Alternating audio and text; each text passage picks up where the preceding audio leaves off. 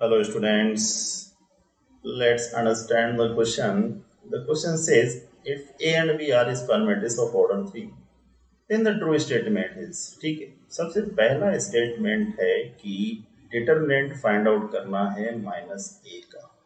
ठीक है, एक छोटा सा फॉर्मूला मैं बताता हूँ कि इसकी डिटरमिनेंट वैल्यू हमेशा होती है k की power n determinant of a, जहाँ पर n क्या है इस मैट्रिक्स A का ऑर्डर।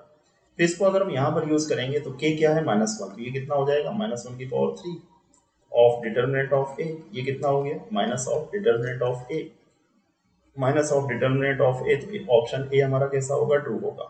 इसके बाद बी की बात करें, बी में क्या कहता है A B is singular then at least one of A और बी इज सिंगुलर।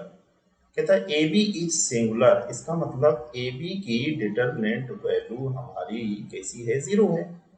तो कहता है then at least one of A और बी इज सिंगुलर, इसका मतलब क्या हो गया, इसका मतलब हो गया determinant of A into determinant of B is equal to zero, यानी कि दो रियल नंबर का प्रोडक्ट जीरो है। तो इसका मतलब उनमें से कम एक हमारी कैसी होगी जीरो होगी, या तो डिटरमिनेंट ऑफ ए जीरो होगा या डिटरमिनेंट ऑफ बी जीरो होगा, या तो ए सिंगुलर है या तो बी सिंगुलर है। तो बी ऑप्शन बी हमारा कैसा होगा ट्रू होगा।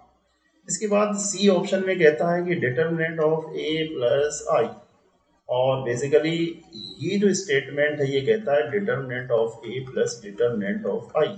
यहाँ पर डिटरमिनेंट ऑफ ए और determinant of I, identity matrix की डिटरमिनेंट वैल्यू हमेशा क्या होती है, वन होती है।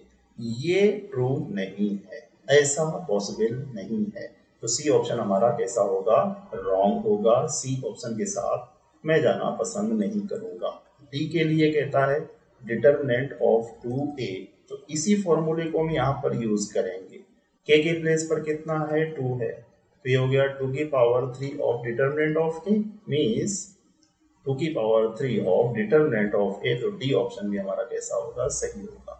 छोटी छोटी सी बातें, छोटे छोटे से basics to finding the determinant value of a square matrix के हमने यहाँ पर यूज किए और सारे रिजल्ट हमें मिल गए।